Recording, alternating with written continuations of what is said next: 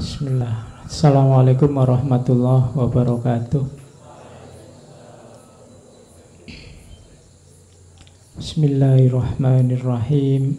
Alhamdulillahi rabbil alamin. Wa bihi nasta'inu ala umurid dunya waddin.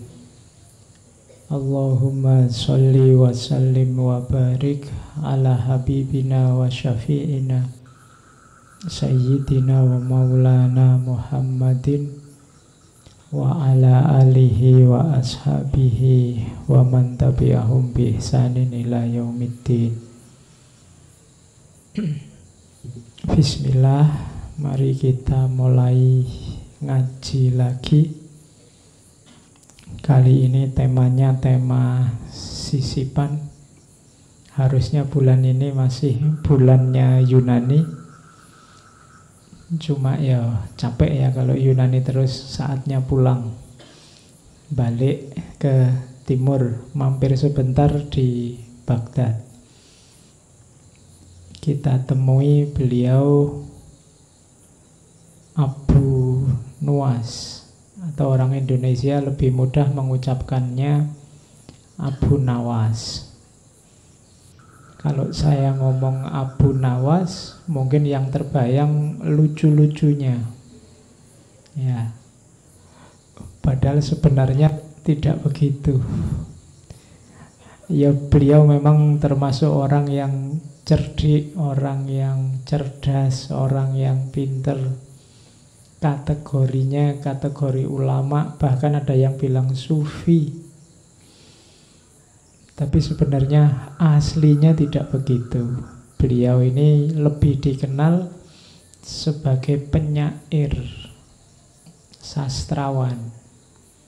Beliau punya gaya khas dalam dunia kepenyairan. Jadi pertama-tama itu. Cuma beliau ini nanti hidupnya zaman Harun al-Rashid, dan ini terkenal sekali karena kisah-kisah tentang Abu Nuwas dan Harun al-Rashid ini masuk ke 1001 Malam. Jadi justru terkenalnya dari situ, dikenal masyarakat dari situ. Cuma karena 1001 Malam ini buku cerita, orang kenalnya terus cerita-cerita lucunya.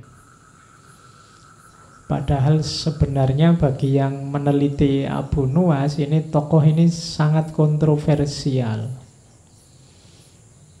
Jadi tokoh ini dikenal tukang minum, kemudian main perempuan. Bahkan tidak cuma perempuan, kabarnya cowok cewek ya oke. Kamu tidak usah kaget, orangnya memang seperti itu. Dan beberapa kali keluar masuk penjara ya karena ulahnya. Meskipun ya dia memang cerdik, pinter, ilmu agamanya juga dalam. Tapi dia punya kekecewaan tertentu dalam hidupnya, punya hasrat, punya gairah tertentu yang hidupnya jadi kontroversial. Ada yang benci, ada yang suka, ada yang memuji, ada yang macam-macam. Pokoknya ini tokoh ini gaduh-gaduh. Tapi untuk dunia sastra pengaruhnya luar biasa.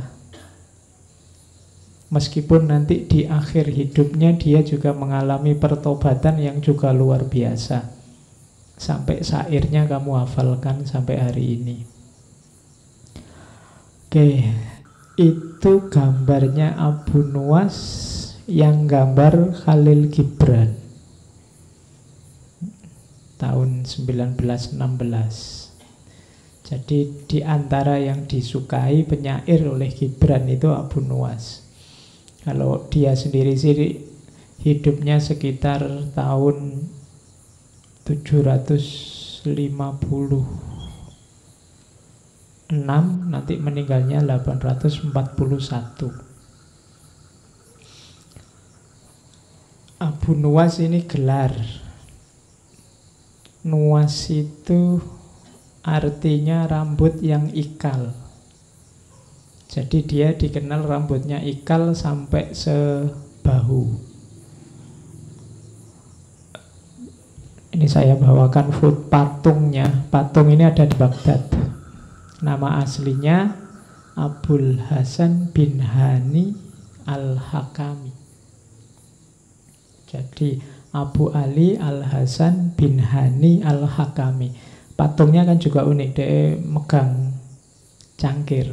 Itu mesti arahnya untuk minum-minum. Ya, jadi karena memang pokoknya hobinya minum. Sebelum tobat itu pokoknya favoritnya minum. Makanya nanti puisinya itu bikin genre khusus yang dikenal sebagai khomriyat. Jadi ya, jadi coba cariin yang belajar sastra, nanti ada genre puisi yang dikenal khomriyat. Itu pelopornya Abu Nuwas ini. Jadi puisi-puisi tentang Homer. Oke, jadi tidak harus dibayangkan lucu-lucu ya. Mungkin kamu tadi bayangin Abu Nuwas isinya ndagel dong, ndak ada malahan. Jadi isinya ada momen-momen serius memang dalam hidupnya yang dia tanggapi secara lucu.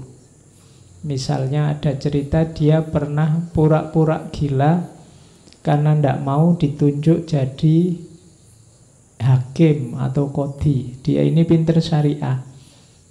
Ayahnya ini tentara zaman Marwan. Jadi ayahnya meninggal, maunya Harun al-Rasyid nanti yang meneruskan posisi ayahnya, dan rencananya mau diangkat jadi hakim.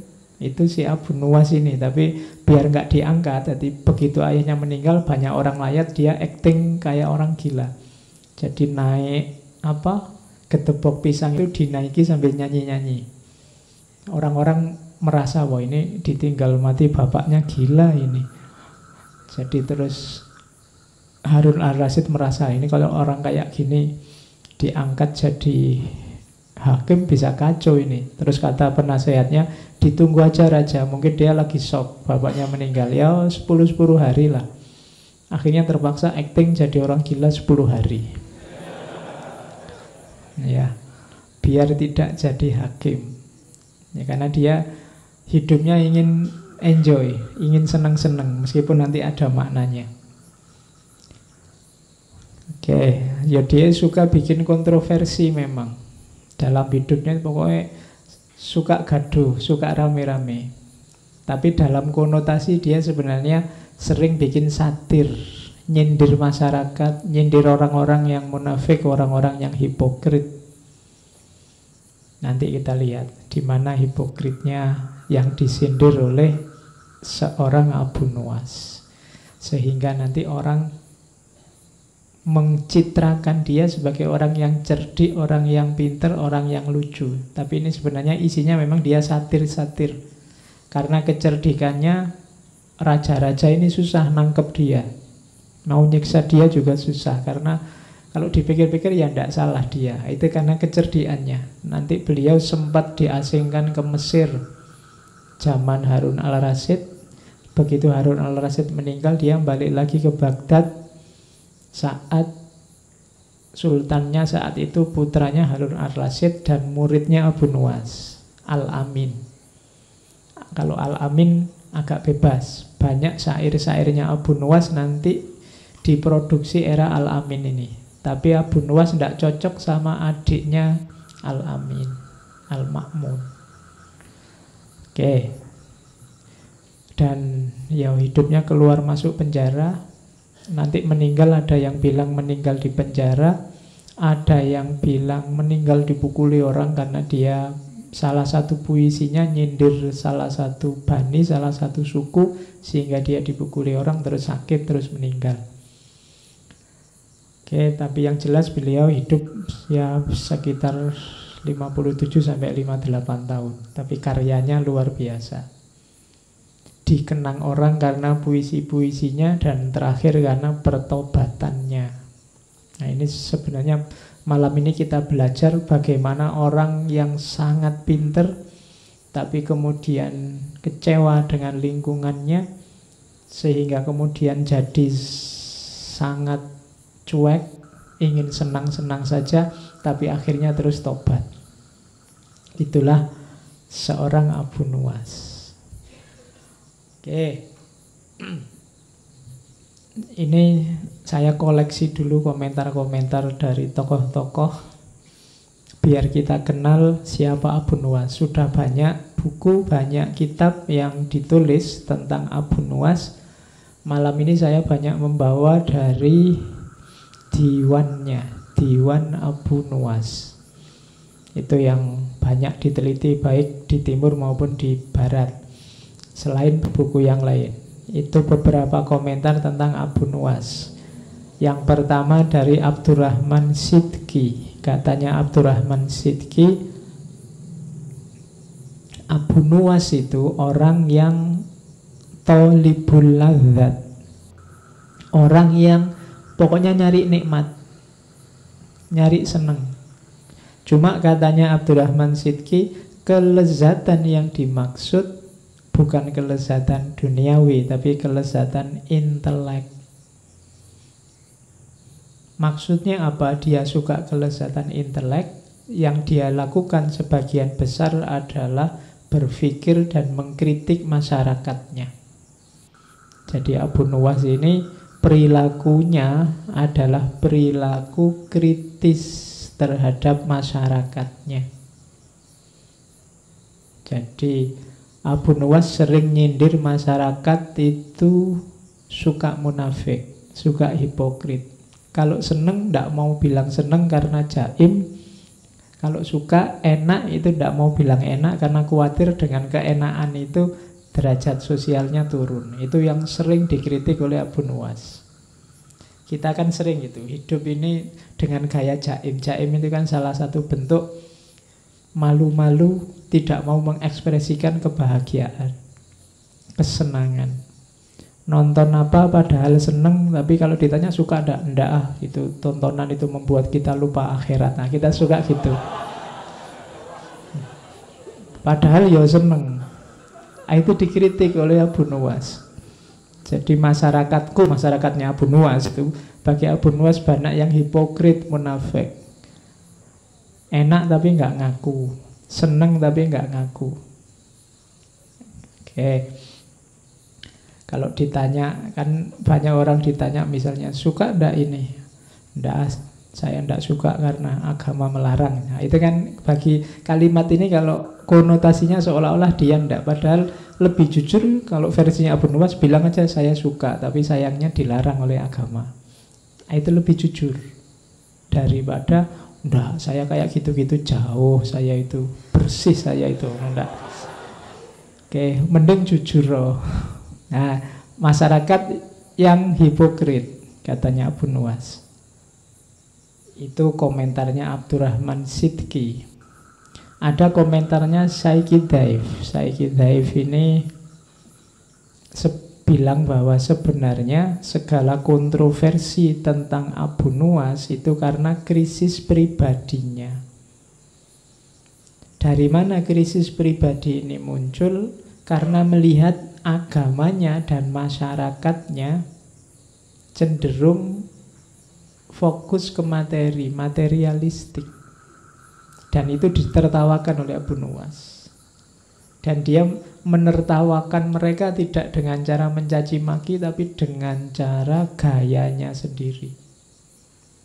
Termasuk mabuk-mabukan tadi, termasuk segala kemaksiatan yang dia lakukan di masa muda. Itu karena dia merasa sebel luar biasa dengan masyarakatnya. Mungkin di kalangan kalian adalah yang muda-muda itu kan yang sebelnya luar biasa lihat situasi hari ini.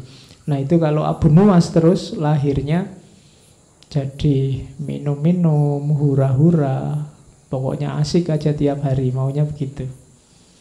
Itu lahir karena kekecewaan-kekecewaan. Katanya Saiki Daif itu karena akumulasi krisis pribadi. Oke, ya sebenarnya kita semua bertanggung jawab agar orang-orang semacam ini tidak lahir karena eman-eman. Abu Nuwas ini kabarnya juga hafal Al-Quran, ilmu agamanya dalam. Kalau katanya Abbas Mahmud Aqad, Abu Nuwas ini agak narsis. Jadi cinta diri yang berlebihan. Nah, itu makanya di banyak cerita seolah-olah Abu Nawas ini tidak bisa kalah. Kalau ada apapun dia selalu menang, karena dia memang pinter. Jadi sakarepe dhewe ditanya dalil apa saja dia bisa jawab. Bahayanya orang pinter yang kayak gini kan semacam itu.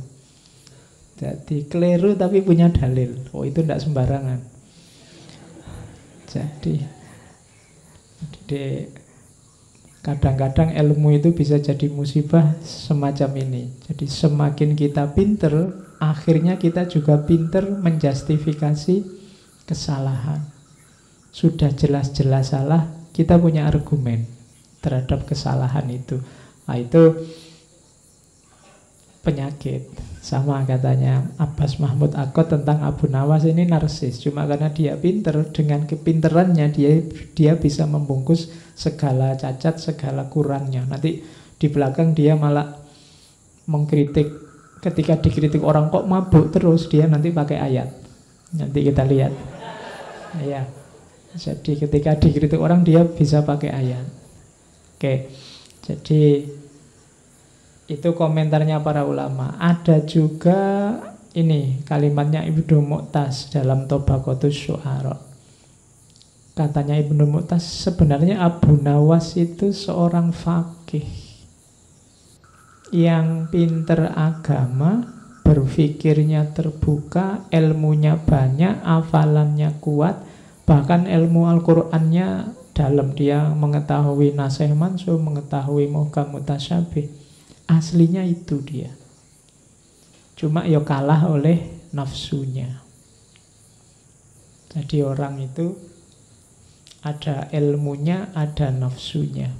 Siapa yang menang, yang kalah akan mengabdi. Kalau yang menang ilmunya, ya nafsunya akan mendukung ilmu. Tapi kalau yang kalah nafsunya, yang menang nafsunya, ya ilmumu akan jadi pendukung nafsu. Jadi katanya Ibnu Mu'taz, Abu Nawas termasuk Abu Nawas babak pertama sebelum tobat itu orang yang kalah oleh nafsunya. Sehingga ilmunya akhirnya menjustifikasi dipakai untuk membenarkan nafsunya. Sama kayak kalian pacaran terus pakai dalil waja'alnakum su'ubaw wa qabaila lita'arofu. Ah, itu dalilnya kan muncul belakangan, pacarannya duluan. Nah, itu hanya menjustifikasi. Nanti kalian melakukan apa biar kelihatan syar'i, terus kamu tambahi dalil. Padahal itu mungkin keliru. Dalilnya arahnya tidak ke situ, tapi kamu pakai ke situ. Nanti kan ada kasus, kapan itu saya baca, ada seorang suami yang memukuli istrinya. Dan dia pakai dalil, karena ada ayat yang memang kalau diterjemahkan letterlek apa adanya, suami itu bisa memukuli istri. Fa'idhuhunna wahjuruhunna fil madoji wadribuhunna, surat An-Nisa itu kan. Jadi suami bisa memukuli istri dengan dasar Al-Quran. Ini nafsu sebenarnya kan ingin mukulnya duluan. Jadi terus baru nyari justifikasi belakangan. Nah, itu yang terjadi dengan Abu Nawas bagian awal nanti semacam itu. Meskipun Abu Nawas sendiri kalau ditanya, katanya Abu Nawas, demi Allah aku ini masih Islam. Asli masih Islam, ya syariat ya. Cuma mabuk menghendakiku sehingga aku menerima beberapa kemuliaan, katanya Abu Nawas. Bukan aku yang ingin mabuk, tapi mabuklah yang ingin aku. Ya. Oke, jadi pinter ya ngomong ya. Aku ini Islam, jangan khawatir. Hanya saja kalah oleh mabuk, karena bukan aku yang datang ke mabuk, mabuknya yang datang padaku. Jadi kerjaannya tiap malam, kalau bahasa hari ini Abu Nawas ini dugem, seneng-seneng. Jadi kalau nyari tokoh besar yang suka dugem antara lain Abu Nawas.